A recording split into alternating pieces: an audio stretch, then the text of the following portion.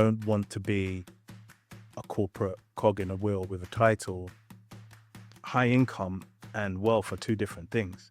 And so I realized that I want to be a business owner. I want to learn the rules of business, so that once I pulled the plug on the day job, this has got to work. And even at one point, I was going to give up on Kuro.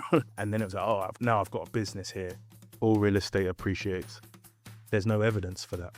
I've seen people buy apartments at 180,000 and have no buyers and sell it at 100,000.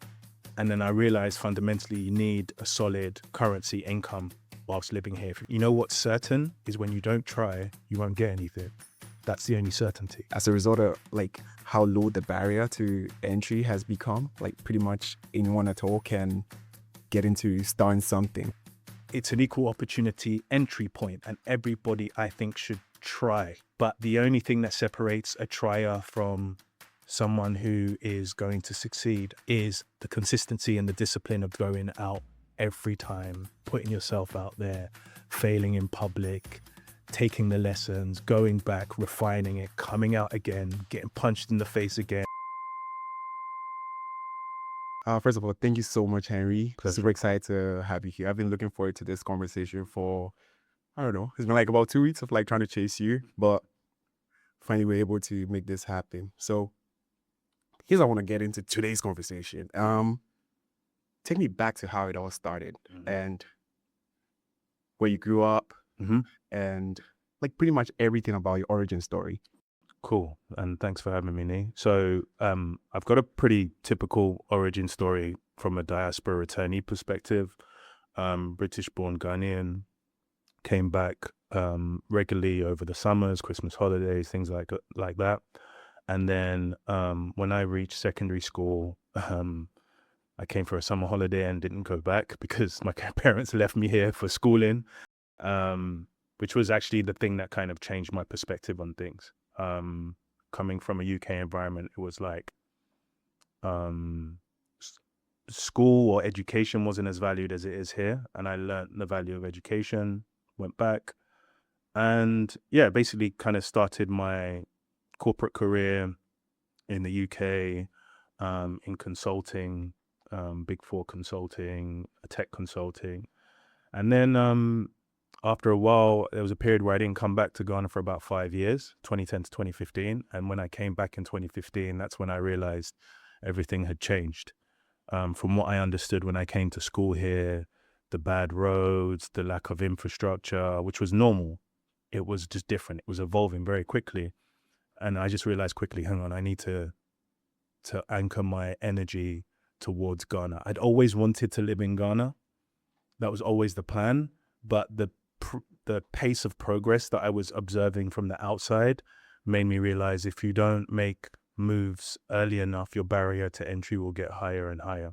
Right. So, yeah, so that's the kind of background. When you first moved here, when you first were brought to Ghana, you noticed that the difference in culture and all of that was like a thing. What does that exactly mean? Because you have mentioned some with regards to the value we place on education. Yeah. As to how much value is placed on education in the UK. Yeah. So besides that, what else is there that stuck out to you? Right. So youth culture in the UK when I was growing up in the 90s, us being blacks first, we had kind of these kind of social expectations in school and stuff like that. The black kids were the cool kids, and you know, we were largely kind of expected to misbehave. And it was kind of a conflict as an African kid, because in African households it was education, but that perspective wasn't rewarded in social dynamics in school. In social dynamics in school, it was who's the best sports person, you know, who got girls, that kind of stuff. And we took a lot of our social cues from the Caribbeans in the 90s, because they were there longer. Being African wasn't cool, you know, so some of those social cues that we took from them were like in conflict with what we would learn at home, kind of thing, right? So, you know, and generally being a high achiever in education was not only, it wasn't frowned upon, but it was almost like mocked. Like you were called names. You were a nerd, right? Right. If you were good in school. Whereas the socially rewarding aspect of that time was, okay, you're a captain of the football team, or you play basketball, your education achievements wasn't really celebrated. But when I came here, that's when I learned the phrase, you tele de class. Yeah, Right? I know that. So it wasn't cool to be misbehaving in school. Whereas in the UK, it was kind of like, you're the class clown. That was rewarded socially. Whereas here it was like, are you stupid? Like, that's Why would you do that? Why would you do that? And, you know, if you tele the class, that was like the ultimate shame, right? The Exactly. bottom of the class. So actually I started to get an appreciation for actually performing well in school is a cool thing. And also because some of my contemporaries in the same year group were like, you could see their families were fighting to pay school fees, right? Really fighting. Whereas obviously education is paid for through tax in the UK. So it seems like it's free. So the value of it was completely different, and the reward systems were completely different. And when I was only 11 or 12 at the time. And at the time they could still cane you in school, right? So I remember like that was a rude awakening, the messing around in class, it wasn't celebrated, it was looked as foolish, and academic achievement was celebrated. So I only spent like a year and a half here, but when I went back, my mindset shifted. Yeah, that's exactly what I was waiting with, because you know that piece of transition from Yeah. how it works here. Yeah. Like I hear like lots of parents, like sometimes they go like, if you mess around, I'm gonna take you back to Exactly. Africa. As some form of like, I mean, back in the day, it used to be framed in a negative way. And so what do you think of that? Like as some form of punishment for children in the diaspora who misbehave?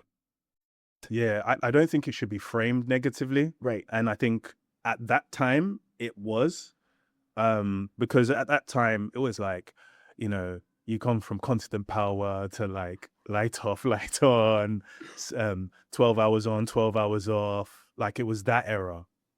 But those periods is where I found the greatest aspects of myself. That's when I started to read a lot. Like I'd go to Ghana as like a meditation exercise, you Right. know, like I'd use it as a meditation exercise after I had that period. So, yeah, I don't think it should be framed negatively. And I suppose the youth now would have a different experience in terms of maybe how it's framed or how it's looked upon. But yeah, I think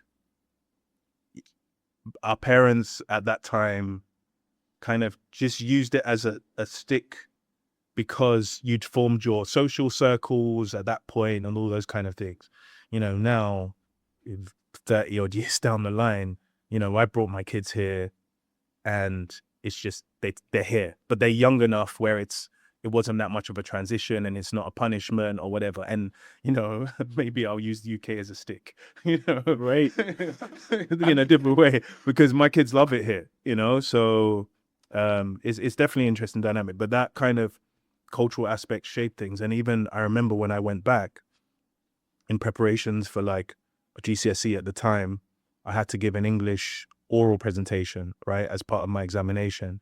And my topic argued why we should bring back corporal punishment in schools. And I was basically arguing the fact that you should beat people in schools because otherwise there's less incentive to behave unless it comes from, you know, maybe a cultural perspective and things like that. Because what you find in the UK is however well you raise your child, whatever rules you put in, because of the nature of the UK, you need 2-parent household income. It means you're effectively being raised by a school and what's happening at school. You spend more time in school than you do at home, Right. right? So whatever rules you put in play, you know, I've seen the most strict Christian households churn out some bad boys, you know? So it's just an interesting dynamic in the UK, and that's part of the reason why I came back as well, is that I wanted my sons to have that grounding, that kind of Ghanaian grounding before they were to go back, or, you know, we'll see if they stay long term. Right. But then you mentioned the gap between 2010 in 2015 Mm. and finally like moving back in Mm. 2015. So walk me through that. What was it like, and what had changed so much that had like left you Yeah. like So wanting to finally make it? 2010, I can't even remember. 2010, it might have been the African Cup of Nations. Right. Yeah. 2010, yeah. Yeah. It was 08. 08, right. So I came back with friends in 08. We'd party, and it was way less than what it is now. It was just, I can't remember. I can't remember the spot, but there was only a few spots in town. And then 2010 was probably the last time I came with my friends. And when I came with my friends, it was like party vibes, all of that stuff. But when I came back in 2015 for my cousin's wedding, and the moment that kind of shifted in my mind was I was traveling a lot at the time for different reasons. I think, yeah, I'd started in consulting, so I was traveling a lot. And whenever I travel into a different city, European cities, etc., I would kind of just look out the window as I was entering, just get a feel for the place. And so I traveled during this period of quite a lot. And then when I traveled back in 2015 from 2010 and I was flying into the airport, so this is post the new airport, I can't remember what year it was, but Airport City was emerging or had been built. And all of a sudden, Ghana just looked completely different in terms of density of infrastructure, right? Light everywhere. It looked like I was flying into a small European city, as opposed to what I remember, which was big, empty, dark spaces. Because you're always flying at night, right? Yeah. And whenever I used to come before, when you get off the plane and the heat hits you, and when I used to come before and I'd look out, it was like very sparsely lit. You could tell there was light off in regions, but now it was like, no, this is a developing city. It's changed a lot in that short period of time. And then I was like, no. I always had the intention, but then that provided the urgency. But would you say like you were exposed to some bit of information that even led you to even see it in that kind of way? Because I'm sure there are lots of people who had also made that same trip, but then not so many people are able to spot that kind of stuff. But then you were able to, even see and like think about it in that kind of way to even think of, okay, this could become home. We could do something here. Yeah, it was a comparison and contrast between what I'd experienced when I was younger and then what I was experiencing as an adult, and literally seeing the George Walker Bush Highway actually constructed, whereas before it was a dirt road that I had to kind of bubble along to get to school, and seeing these different kind of commercial buildings coming up. You compare and contrast what you experienced before, because I remembered the old airport, right? And it was tiny. The toilets didn't flush. Right. It was different. And then you got the new international airport. You come out. It was just completely different. So I had that reference point of, hang on a second, this is moving fast. And I'd always realized that, because I come with my friends, it's a great place to enjoy yourself, that kind of thing. But actually, because of the way things were moving and the exposure I had in consulting and business, I could see quite quickly that this is a developing environment, and despite there being challenges, every challenge is an opportunity, and there is tons of opportunity. Exactly. So then I was just like, look, start to position yourself, come regularly, talk to people, research, get on the ground, see what's happening. Can you invest in something? And those were the formative grounds to which Kuro was built on. It was like, what are the pain points? Can you surface something in those pain points? Can you do something that allows you to come back and forth while you're establishing yourself? Right. Well, I totally love that because, the reason why I asked that question about, what you had been exposed to, in order to be able to even spot an opportunity, Like I was just thinking, like usually when I see like people who end up doing really amazing things or even starting anything at all, it's usually as a result of having a parent who's even doing something or someone within the circle that's actually like, you know, they don't usually have to like say anything to motivate you or whatever, but just looking at them and just seeing them do stuff, like turn something on in your head that allows you to, you know. So did you have anything like that growing up where That's a really good like, question. you know, you have people around you, like cousins, uncle, whatever it was, even the books you read? Yeah. So fantastic question. I haven't been asked that before.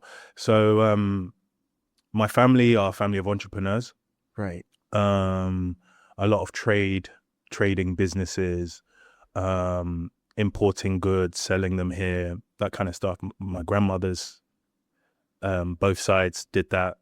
My uncles on my mother's side did that. My mother does it. Our family do it. So I always had that reference point in terms of my family have always been back and forth doing business in Ghana, right? And investing in different aspects of Ghana. So that was always a reference point. And it's interesting because I think that I had a strong desire to get involved in it, but I think maybe from a perspective of, I don't know, like, but they might have thought that actually, you know, just go the corporate route in the UK, right? Which is rewarding, safer, and good. But I personally was never that way inclined. It was like, okay, I know what I need to do in corporate, but I got to a point in corporate, I was like, there's no more growth here for me. I need to get into business ownership. And so at different points, I tried to get involved in the family business, but I don't think the timing was right. And then also, I always had lots of ideas, right? I was the kid buying Ivisu jeans from Wembley Market, selling it on the bus at school, you know, like that was me. And because I'd seen things where I was like, I like doing this stuff. I was the kid who'd buy discounted sweets from wholesalers and sell them at school. Like I was that guy. And so I knew you could still be very entrepreneurial in a corporate environment. You know, you build products, you build reputation, those kind of things. But I got to a point where I was like, hang on, I need to be a business owner, and I need to also like keep an eye and abreast of like family business and those kind of things. So that was one of the main drivers as well in kind of returning. But I also wanted to have something that was my own, right? Because sometimes maybe you need to prove to yourself or to others that, hang on, I have the capability of doing what is required, and I have a perspective in a new world that could reshape old business, but I can't demonstrate that unless I do my own business. And that's where a lot of the motivation from Kuro came from, is like, hang on, no, I can do this myself. And actually I can also grow in ways that corporate doesn't allow you to. Right. Learning about sales, marketing, product, distribution, operations, all of those things comes through doing your own business. So, but the trade-off there is that once you get your business up and running and actually working, you have very little time for anything else. Exactly. So, yeah, so it's a really interesting question. Definitely had those influences from all the way from my grandparents through to my parents. Would you say that, like, you know, when because we all go to school, we're told to go get a job and live that life that everybody expects of us to, you know. But then with you got the job, you're doing exactly what society expects. But then that transition from, you know, working in corporate to, you know, starting your own thing, that's like what I've always find as the most difficult for most people to do. Like when to know exactly, or how to even know exactly when to say, this is it, I'm not doing this anymore, you know? So, for you, what were the steps that kind of like guided that transition? That transition is brutal, because it is brutal, because there's so many aspects of your identity that are built with your corporate identity. You know what? That is something very, very important, because like recently I was reading this book, Things Fall Apart. If you haven't read, you should check it out. But I started reading that book as a self-help book, Mm-hmm. because the main character in there, he had built this whole identity around like his strength, his discipline, his achievements and stuff like that. And once that's taken away, Yeah. there's nothing. Yeah. And it can get dark. I can imagine it that, can get dark, yeah. Because you know, I'd effectively spent a lifetime building a corporate identity that had real monetary and social value, right? Exactly. And that was from undergrad, work experience, MBA, consulting experience. So not only did I get consulting experience, I got consulting experience at one of the top firms, right? I was at EY for almost 6 years.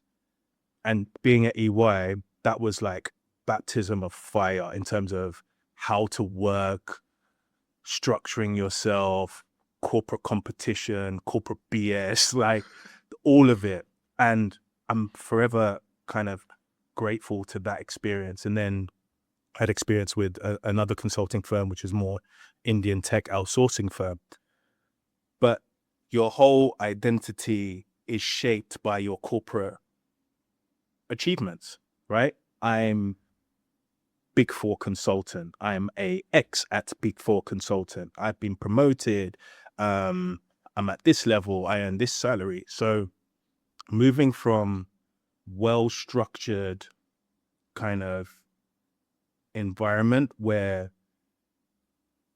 you get constant reinforcement that you're in the right place, you get paid every month, you get the accolades and what have you. I was very good at my job. Like I was a top performer. I had no reason to leave where I was. Most people would be like, this is a stupid move, right?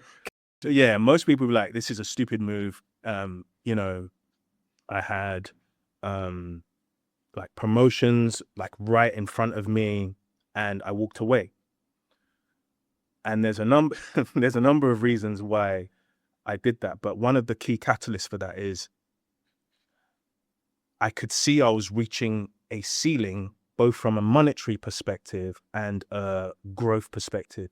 My philosophy is, when I was in the corporate world, is like, I need to earn and learn. Right. If one of those suffers, I need to change. Both have to happen at the same time. And I felt like I reached the pinnacle of learning in the environments that I was in. And one of the key catalyst points was I moved. So I started off in one firm, moved to EY, came back to the same firm. And I'm very grateful of all of that experience. But when I came back to the old firm, I was a different consultant, different beast, absolute animal. I knew what I was doing, right? I'd become data oriented because of the idea I had of Kuro. So I had the Kuro idea whilst I was at EY. So then I leveraged EY's training to build the skill sets. And then once I built the skill sets and practiced enough, because I was practicing with Kuro and practicing in work as well, I was like, okay, I can move somewhere else and this is going to be of value. Moved somewhere else, back to my old firm, and was just a beast. Like I was on it, right? And I had a stellar year. I went for a promotion and like it wasn't, I'm a data-led person, right? I'm not a data scientist or anything like that, but I'm a data-led person. And I knew from what I had produced, I was the best. In that pool of candidates, I knew I was the best. Right. And I didn't get it. I didn't get the promotion. And what came back in terms of the reasons why pretty much was there were other people who'd been waiting longer than you. How did that make you feel though? I was frustrated. Because I was like, you know when you've done the work, right? You've done the work. If this was an exam, I would have got an A star that year. I'd done the work. I'd sold the business. I'd won huge contracts huge contracts for work won off the back of my section of the presentation, right? Like millions of dollars with top oil firms and stuff like that. So what I did was, again, I'm a data-led person, and I knew who had got the promotion. And in UK, people are very kind of coy and secretive about what they earn, what the promotion was, all that kind of stuff. I don't give a, I don't care about that. Right. So I contacted the guy who got promoted, and I was like, okay, because I was wondering, because I was basically being told, go for it again next year. You're going to get it.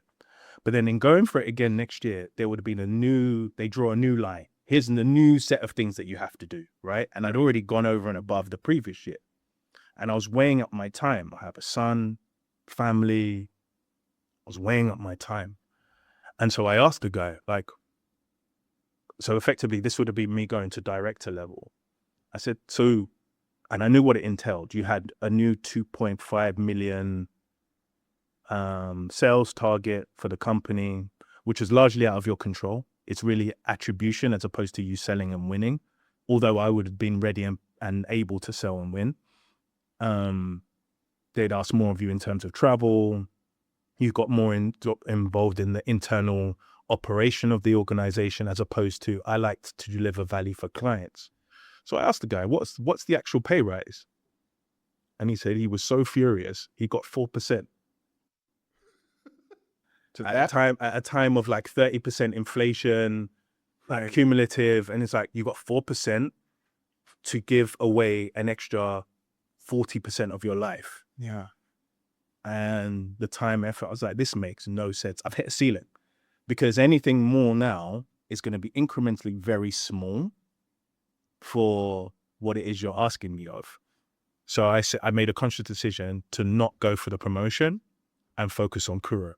Right. And So what's the family? What's the tuition that you take from that experience? What's the lesson there for people who are like kind of like in that same box, hoping for that promotion, but then, because I mean, there's like 10 of you, there's only one spot. Yeah. You got to look to the person that's in that spot and see if you want to live the life that they live. I like that. Because those ones of my hurt sounds like when you walk into any space, look at the guy who's been there the longest. And that'll tell you what your life would look like in that same amount of time. That's something you're okay with, or it's something you're not. If that's something you're not okay with, then you start making that plan. Because I've got a little cousin she's a nurse right now. And like how in Ghana, like everybody goes like, nurses are this and they're that. So I was telling her the other day, I was like, you know what, just go into any facility right now. Look at the people who work there. You're going to be there for that same amount of time. Yeah. Is that what you want? You can still be a nurse and still do other stuff on the side, And that's what I was telling her. It's just kind of interesting how you just said that, like in that little tuition that you had to pay in order to get that experience. Because I'm not sure when you walked in, you thought about it in that way. No, and that's good advice that you gave your cousin, because it's not only like, is that what you want to do? Is that who you want to be? Right. Because when I spoke with the guy who got the promotion and how frustrated he was that he had to leave his family every week and blah, blah, blah, go to European countries. Because a lot of my time in consulting, I would leave the house 4 a.m. on a Monday, get on a flight, go to Brussels, spend the week there, and then come back, and every week. That was the pattern. And then I said to myself that once family came into play, I wouldn't do that anymore, because how can I leave my family the whole week? But COVID changed everything, and everything became remote. So, a lot of that transition from corporate to business building was pretty brutal, because I had made a decision that if I didn't do it at that moment in time, so I moved formally 2 years ago. So if I didn't do it then, both my kids were under 5. They hadn't started formal education yet. I wasn't going any further. I could go as far as I want in the company, but it would take more and more away from me, and I would never realize my dream of like running my own business. And so I had to do it then. And so I did it then. And but the transition is brutal, because all of a sudden, all of the systemic anchors and securities that you had have completely disappeared, right? So no regular income, things like health insurance, pensions, all that. You're literally eating what you kill, right? And it's on you. And that's what discourages people from even wanting to think of the idea of like going to do their own thing. Yeah. You know, I'm very risk averse. But nothing venture, nothing gains. Discourage, take away the dis. You need courage.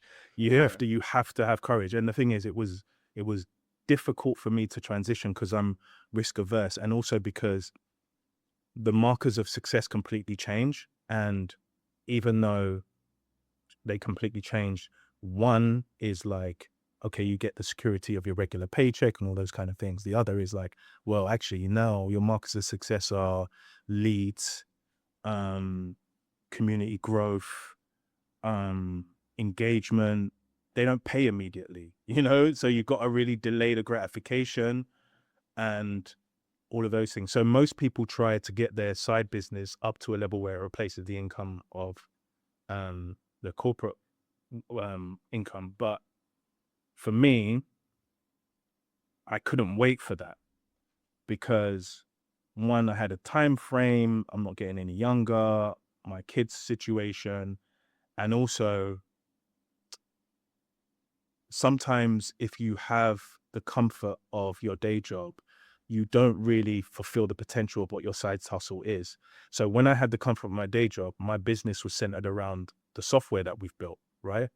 The self-service software that helps you analyze data on real estate in Ghana. And that was very much subscription model, kind of atypical SaaS model, right? But that if I hadn't pulled the plug on that, that would have made very little money, because learning about real estate is not a constant decision, unless maybe you're an agent where you need that constant data. Maybe you need it for a period, you get insights, and you make a decision. Once I pulled the plug on the day job, I put securities in place. I have some residual income, we made savings. Once I pulled the plug on that, it was like, oh, okay, this has got to work. And even at one point, I was going to give up on Kuro. I was actually going to give up on Kuro because I was like, it's not bringing enough, right? The recurring side is not bringing enough. But then it made me look at the business model and pivot. And that's where we started getting into deep dive, using the data to provide consulting services, research services, which were better from a business model perspective. And then it was like, oh, now I've got a business here. Now I just need to build the machine around the business, you know? But yeah, if I hadn't pulled the plug on that comfort, I wouldn't have seen what the opportunity was. Yeah. Right. This is quote that I like, certainty only exists in hindsight. Yes. So like looking back, would you have taken the same path again? 100%. 100%. No theories about that. 100%. There was no 100%. Like, you know, I'm a firm. Have you read The Alchemist? Not yet. Okay, It's like one of the it's really good. must reads. It's really good. And the big takeaway from that is like life, and you know, however you see life or God or whatever, will present you signs about what you should do and where you should go. And if you don't listen long enough, life will stop presenting those signs.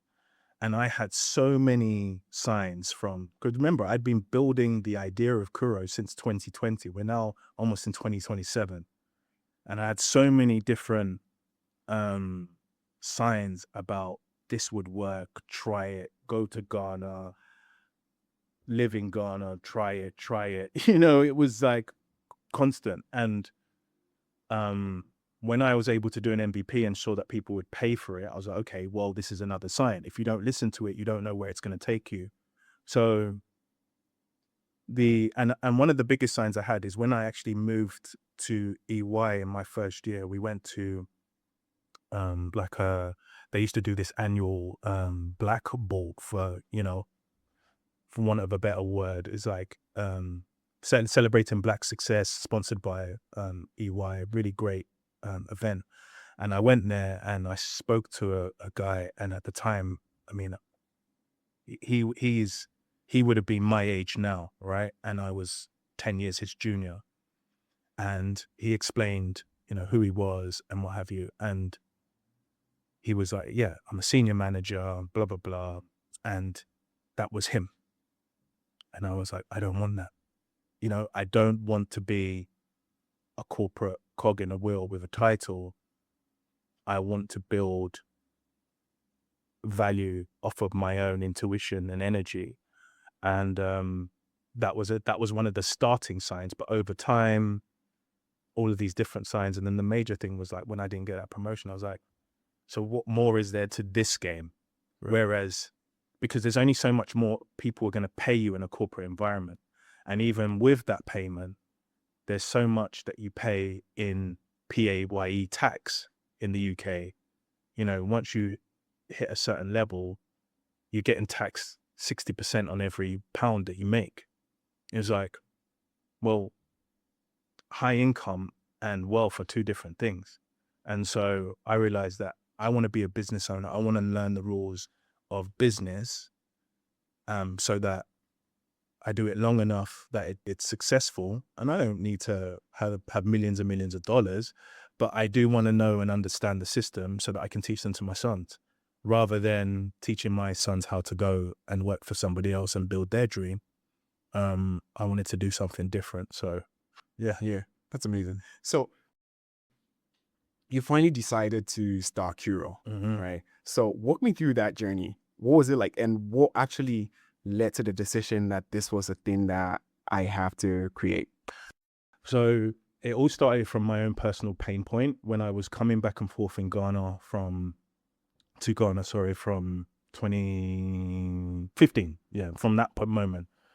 And I wanted to invest in something. I wanted skin in the game. I was used to property in the UK.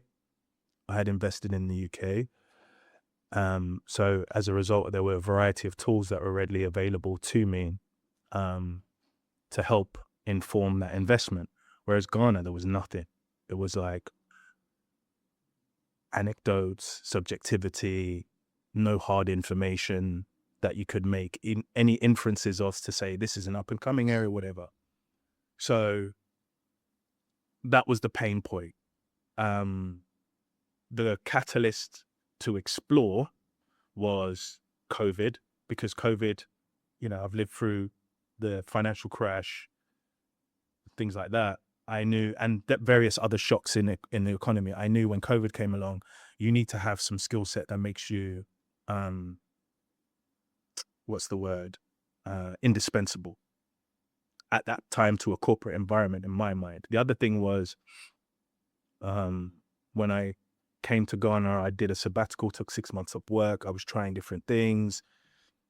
And then I realized fundamentally you need a solid currency income whilst living here. If you're going to live here, you need a solid currency income. Anyway, so the original thinking was, what skill set at that time, we're talking 2019, 2020, would give me such a valuable or unique positioning that people would be prepared to pay me wherever in the world, right? And that's when I rested on data and analytics. And so through that, I started learning through some of the self-serve tools that they give you at EY, like Udemy courses and things like that. Just learn. And then I was using Begunyan data to practice. Collecting, cleaning, interpreting, those kind of things. I was like, okay, cool, this is useful. And then I thought to myself, well, there must be so many people like me that need this information. So what I did was, once I had a decent enough MVP, so I had to learn web design, how to put something behind a paywall, all that kind of stuff. All this stuff I just learned on the side, especially when I had the period off when my son first came, because he wouldn't sleep. So I literally would sleep, or I wouldn't sleep. I watch him during the night with my laptop learning this stuff, right? So it was hours and hours and hours of learning and practicing because he wouldn't sleep. And then, so then my wife would be able to sleep. And then when she woke up, then I would sleep, or I'd go to work, So I was getting very little sleep, but I was using the time really effectively. So I learned. Anyway, when did I realize that it was a thing? So I managed to get a basic website up with a paywall. And then I came to Ghana, contacted YouTubers, and I was like, can I appear on your channel? I want to talk about this thing I'm building. And yeah, like quite a few were okay with it. I mean, you have to pay them, right? But that's all part of the game. And one video in particular went well. And the next day, I had 40 signups. But it was consecutively, not the next day. There was like, next day, I kept getting messages, new sign up, new sign up, new sign up, new sign up. And it was like, it was at a dirt cheap price. It was like $12 a month, because I just like, if someone will pay $12, $10 a month, I'll, I mean, it would make sense. Yeah, it makes sense for me to now invest in the business. Remember, I built everything up until that point by myself. And all it was a Power BI dashboard embedded into a web page, right, behind a paywall. And that was it. And so when that started happening, like even some people were like, oh, I've signed up, but I haven't got a welcome email. So all of the things they were broken. Like nothing was actually working apart from you could see the dashboard. And that was my proof. And I was like, okay, there's a business in this.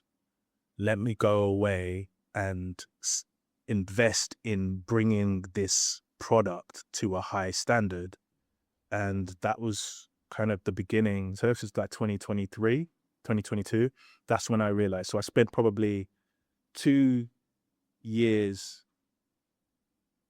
building out a prototype, overbuilding a prototype, to be honest. And then like a 2-week vacation, trying to get some understanding of validating it. And yeah, and then it worked. And I was like, okay, cool, this works. Let's push it.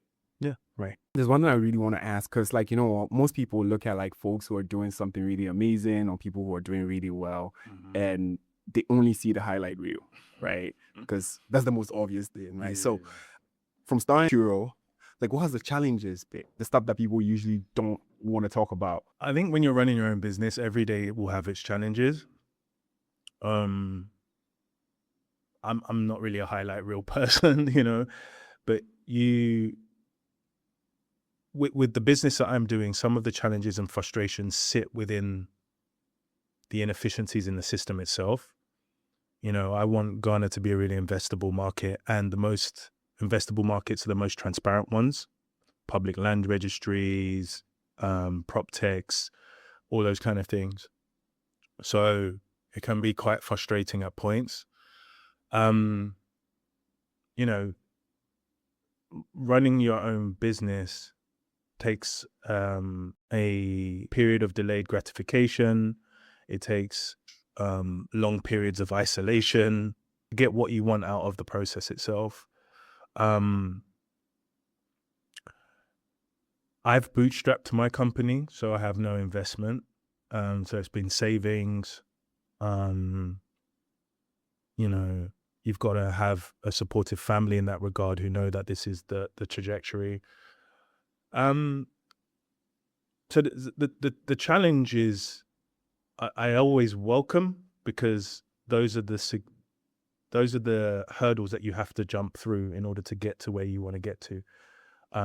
Nothing is easy when you're trying to do your own business. It's like everything from knowing how to account your business, knowing how to market your business, you know, even putting yourself out publicly, like I have had to do. You're subject to any sort of feedback, ridicule, whatever. So you have to be strong in your conviction of where you're going. There's been different points, especially when my YouTube channel was like basically nothing, where you're trying to put out what you're doing out to the public. And in Ghana, some people outright reject the concept of you need data to do any real estate investing. And they will tell you that this is nonsense, Charlie. This is Ghana, man. If you want it, buy it. If you don't want it, don't buy it. And not trying to change that behavior, but showing an alternative path can come across some resistance. And, you know, as I say, putting yourself out publicly, I had to then understand that You're not going to please everybody. You have to have a position and conviction and be strong in it, and be also open to the critique and understand what is noise from the signal. So it's character building. You gotta, I'm not like an overt extrovert either. I'm naturally quite introverted in nature.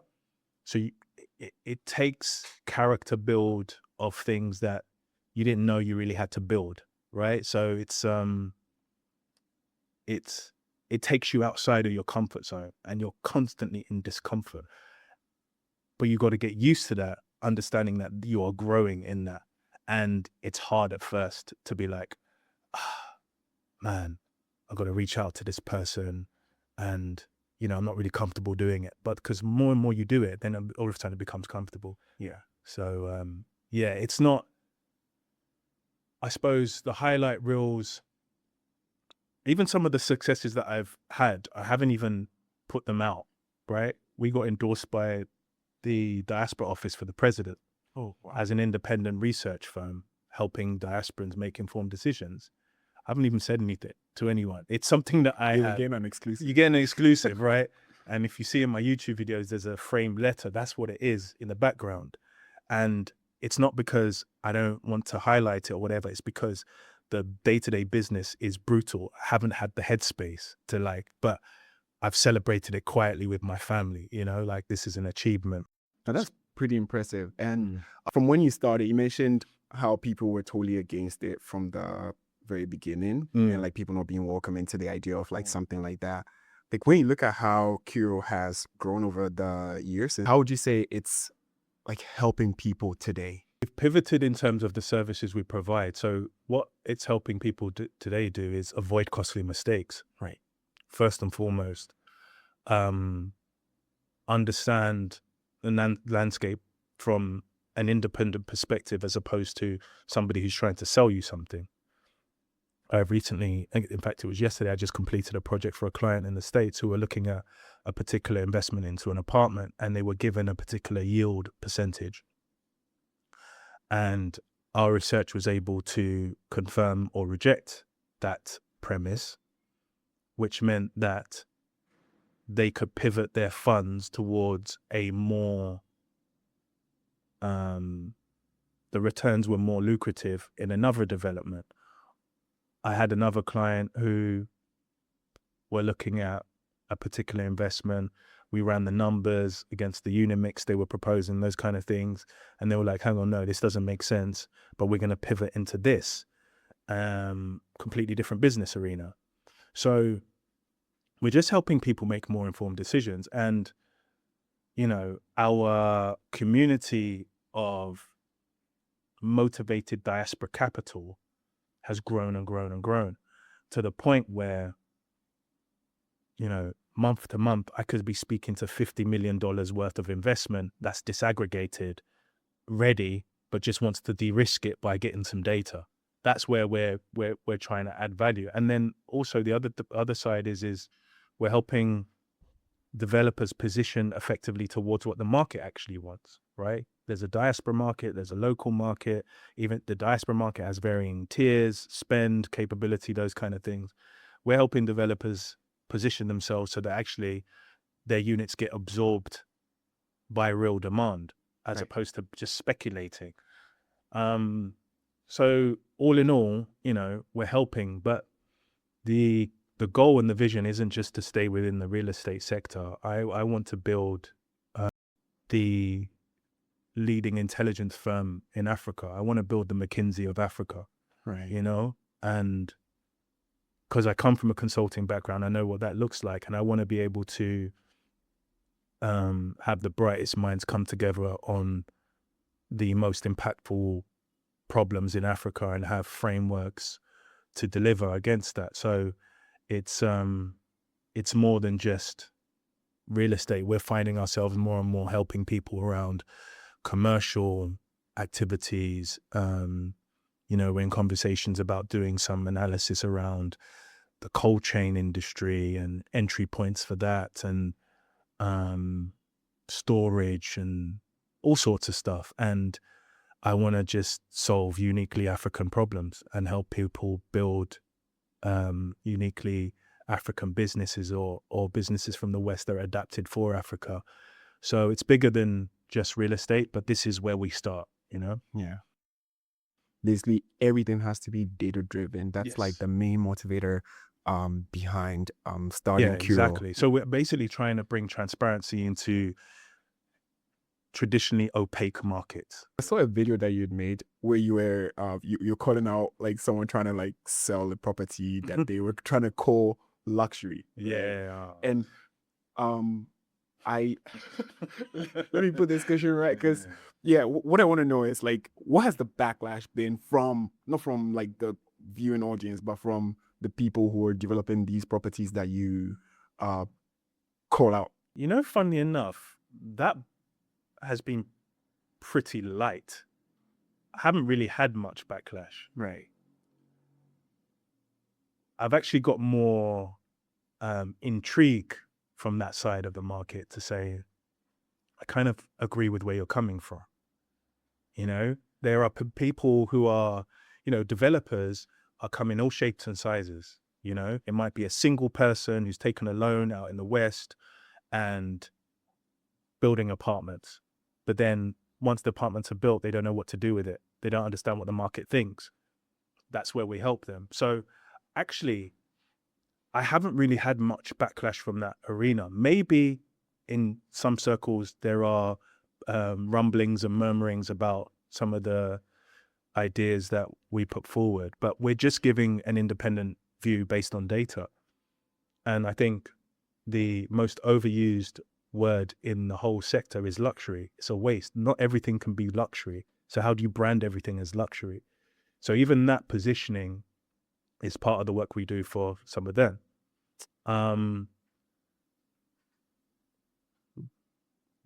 Real estate in Ghana is uniquely cultural.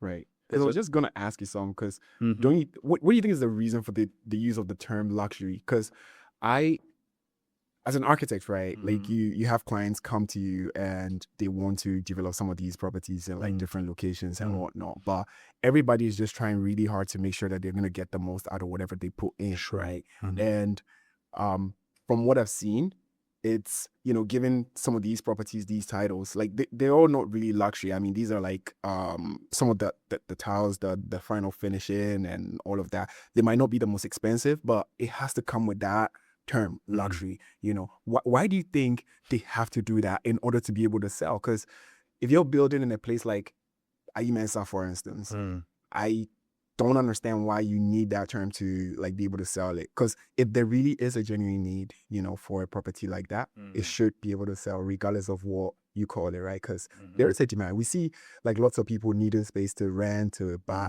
to live in, whatever it is. But then people just have to use that term in order to be able to get the message across.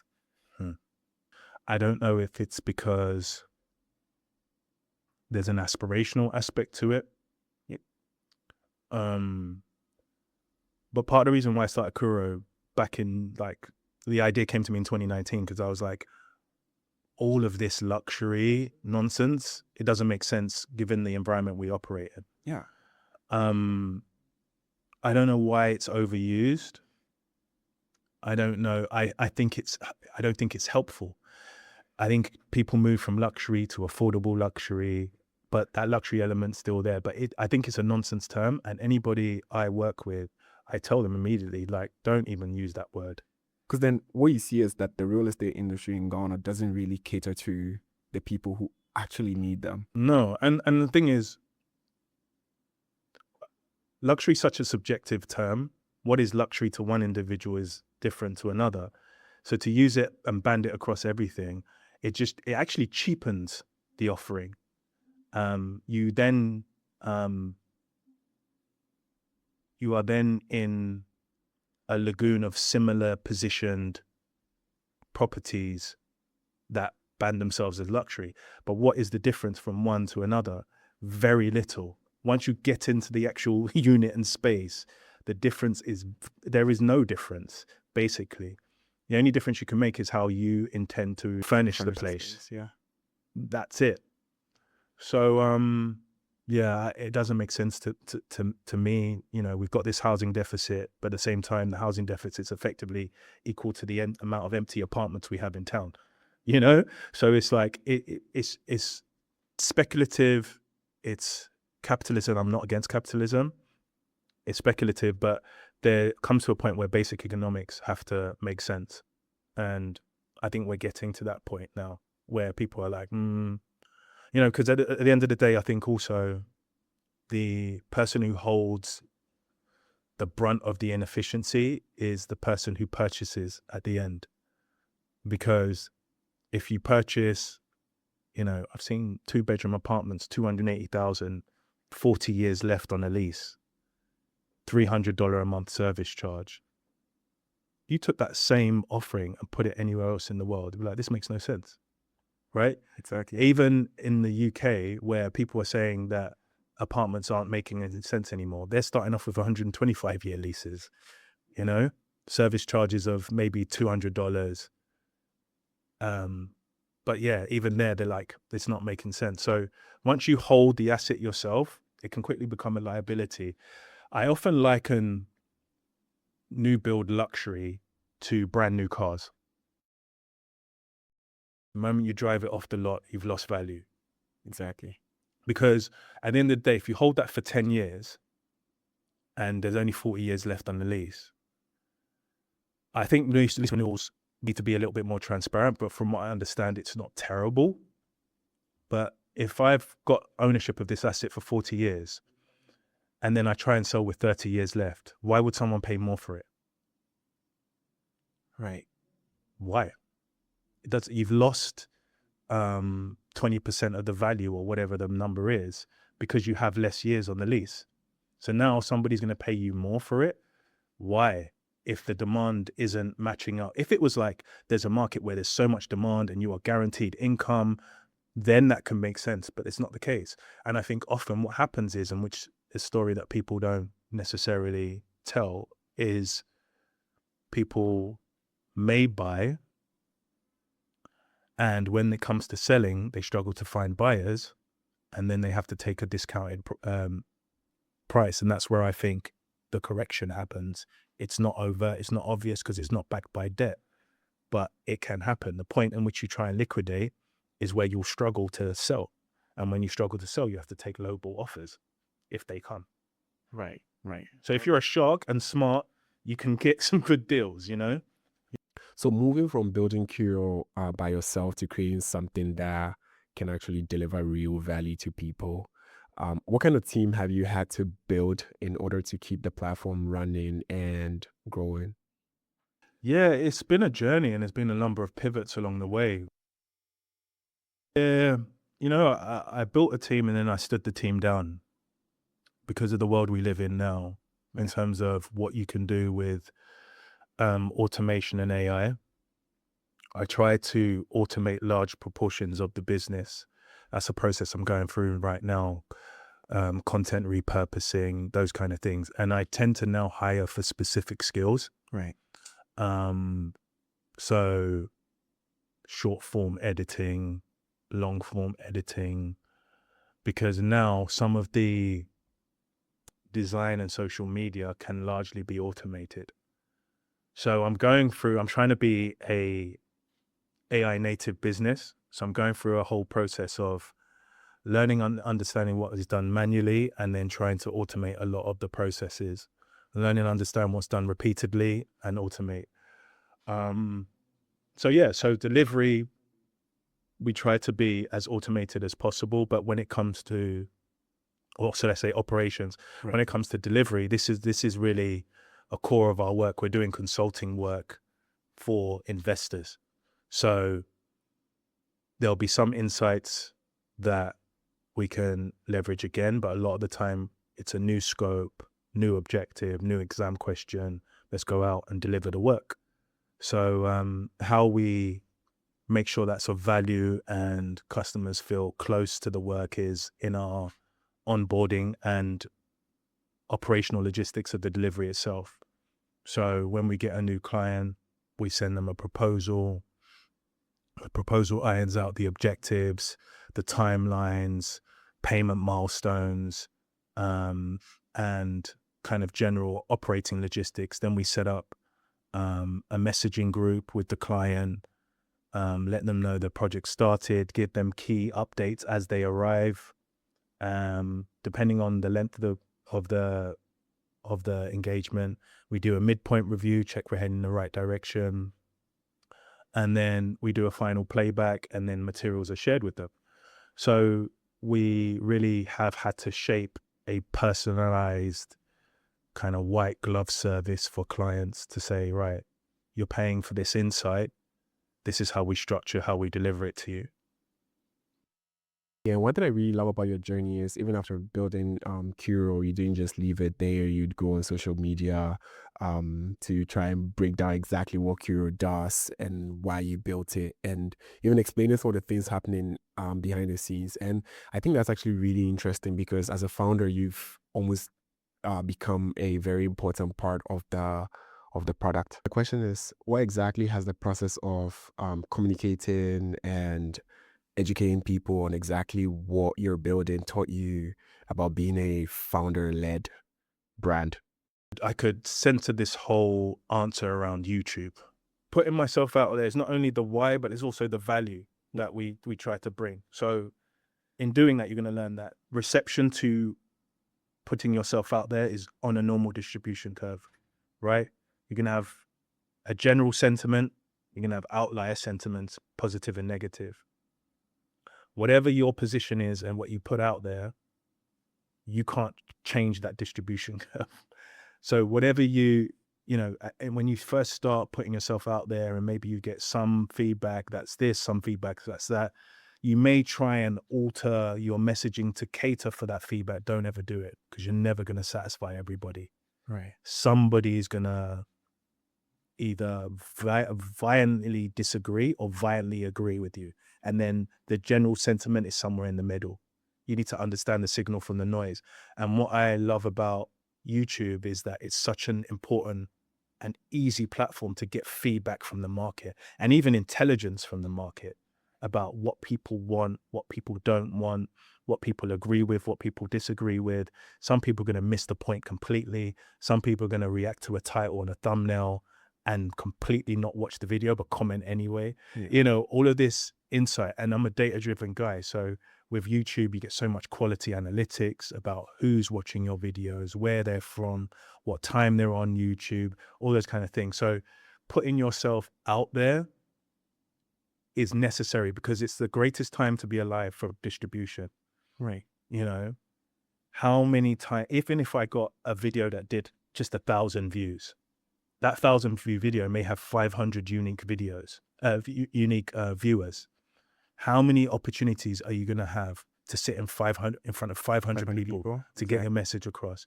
I had a breakout video that reached 60,000 views as my first breakout, and the unique viewership was 45,000 people. That's a stadium, right, of people that are, paying attention. And so refining how you come out to the world is a process of repetition. And that is probably one of the most valuable things as part of the overall process, is actually doing my YouTube channel. Basically, with what you've experienced with regards to YouTube and how that's helped Kuro, would you say as a result of how low the barrier to entry has become, pretty much anyone at all can get into starting something, creating something, or building a thing that they're passionate about by just, so because you said you taught yourself how to develop the platform, and then you went on to, using YouTube to just put it out there, get people to know about the information first. I mean, first you paid people, influencers, to get the message out there. Then you went on to do it yourself as well. So would you say the barrier has been reduced and everyone at all can get into it today? It's an equal opportunity space. Anyone can start. Not everybody can continue. Right. But elaborate. Yeah. So I've spent 7 years doing this. Right. I've spent 7 years doing this. It's not something that has been easy. Yeah. And there were multiple points in where I almost stopped. And those points where I almost stopped, there are multiple people like me that do or don't stop. Right? So it's equal opportunity. It's very hard to continue going when you're getting 50, 60 views on a video that you spent 4 hours producing. Right. It's very hard to keep going when you put your idea out there and someone's like, this is nonsense, or I don't get it. What is this? What's the point of this? It's very hard to continue going when, you know, maybe your friends or your family don't support you and what have you. I'm not saying mine didn't, but that's normal. Yeah. Right? Or they don't get it, or they think you're wasting time, or, you know, it's very hard to continue when you put yourself out there publicly, people see it and maybe have something to say behind your back. Right. And it's an equal opportunity entry point, and everybody, I think, should try. But the only thing that separates a trier from someone who is going to succeed, and I'm by nowhere near my own goals succeeded yet, is the consistency and the discipline of going out every time, putting yourself out there, failing in public, taking the lessons, going back, refining it, coming out again, getting punched in the face again. All right, we'll keep going. You know, I've had a couple of videos where people are just like, what? No, this guy doesn't know what he's talking about. I've had insults, I've had all sorts. But as long as my North Star is there, where it's like, okay, you know what, I want to build transparency in this market. Transparency will bring more investment, blah, blah, blah. And then you can see that the general sentiment is heading towards what you're building. The noise is just noise. But it isn't, the barrier to entry is low. You can spark up a new YouTube channel and start posting videos, but can you post every week? If it's your cadence. I've posted a video every week since September last year. Right. From September last year till December, I posted 2 videos a week. I stopped doing 2 videos a week because it got too much. But do you have the wherewithal to continuously put out content, build content? Because that's what's going to help you get the audience you need to build a business. So yeah, the barrier to entry is low to start, but the barrier to success is way higher than the barrier to entry. I heard you say that failure is always like a prerequisite to success, right? So for someone who is not certain and has no idea what that journey is going to look like, what would you say to them? Nothing's certain. Nothing's certain. And that's the point. If you want certainty, you want comfort, work a job. And there's nothing wrong with that. You can get really good income from a job, get high income from a job. There's only growth in discomfort. So lack of certainty inherently is discomfort. So you either try or you don't. But the thing is, you know what's certain is when you don't try, you won't get anything. That's the only certainty. I'm super, super excited for what you're doing at Kuro. And, you know, I'm looking forward to everything that Kuro does in the future and it becoming the space where people get access to meaningful data and insights across all key sectors on the continent. Let's switch it up a little bit. Let's do the rapid fire. So, first of all, one real estate trend that feels like everyone believes that you think is wrong. All real estate appreciates. Why though?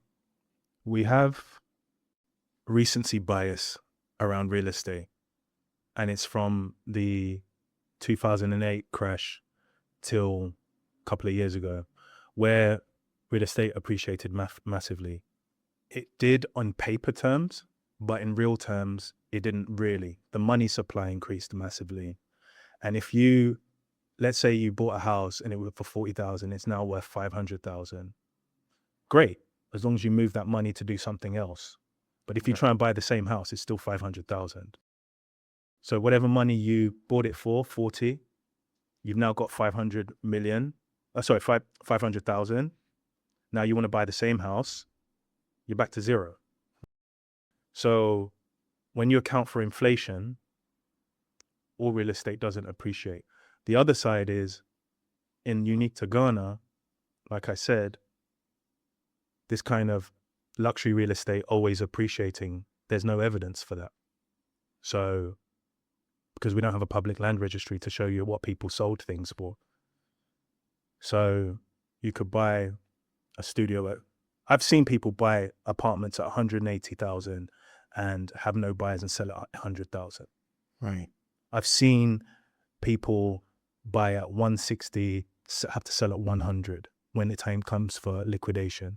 Right. And that's the thing that people like do not know, because they always hear that, oh yeah, it's going to go up. But the reality is in same places it wouldn't. Yeah. Or it could even probably like go down. It could go down. And in fact, the fact of the matter is, if you've only got a 40-year lease on something and you've held it for 10 years, again, if the demand drivers aren't there, how can you sell it for even the same amount? Yep.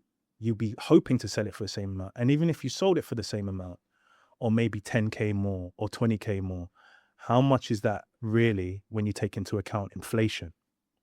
You know, Ghana had successive years of 50 and 60% inflation. So prices have doubled around you. Your spending power of you bought it for 120 and you sell it for 140, but your spending power is not the same. So actually in real terms, you might have made a loss. Right. And the next one, what's one investment you'd never make in Ghana? I wouldn't make any heavy capital investment without having a way to experiment first. Right. So if it was a luxury apartment, maybe I would rent one and do a rent to rent type thing to see if the returns are real, so that it's not a massive outlay up front. Other than that, I don't think there are many investments I wouldn't look at least to see the viability of them, because it's a developing market. So I would look at everything. Yeah, but just test it. And what's one investment you think is underrated? Consumer goods, like the people in the country that make a lot of cash flow. You know, it might be people selling cocoa and bread on the roadside. True. You know, That's so true. yeah. So that's where I always look at where the queues form. Right. For business ideas. Yeah, consumer goods. Interesting. What's one question you wish people ask you more often? Am I being emotional? And then the last one, if you lost everything today, what business would you start tomorrow? I would build an audience around optimizing traditional businesses with modern technology. Right. And I charge a service for that. So again, it's back to what I know, because I've taken Kuro from a pre-AI world into an AI world. I would know how to build businesses using modern forms of distribution, YouTube strategy, distribution strategy, all of those things. I'd probably start there. Or maybe I build websites for people, because I can build websites. Exactly. So I'd start with my skills, and then I would just be like, okay, this is my distribution lever for skills. This is where my customer is. This is the type of content they're consuming. Now let me build content for that customer, generate leads, boom, boom, boom. Same system again, you know? So that's probably what I would do. It's not like super exciting, but that's what it'd be, survival mode. So I'd be like, okay, what would bring me the quickest coin? You know? Before we sign out completely, where can people find you? And for folks who want to use Kuro services, how can they? Sure. So if you want to use Kuro services, go to www.kuroafrica.com, KURO Africa.com. You can find our YouTube channel at Kuro Africa, and we're at Kuro Africa on all socials. So yeah. Right. Thank you so much, Henry, for sharing your story. And one thing that really stands out for me is that building a business isn't just about having a great idea. It's about having the courage to take the first step, you know. And sometimes it could mean just walking away from that comfort zone, you know, staying in the game through the uncertainty and solving real problems that actually matter, you know. Thanks so much for sharing this openly. And I know that people who are watching, sitting on some sort of idea, would probably have an idea as to how to even start. And especially those who are currently employed in a 9-to-5 and not certain about how they should even go about it would, you know exactly what to do from today. Thank you so much. Awesome. That'd be great if that's the case. I'd be really thankful.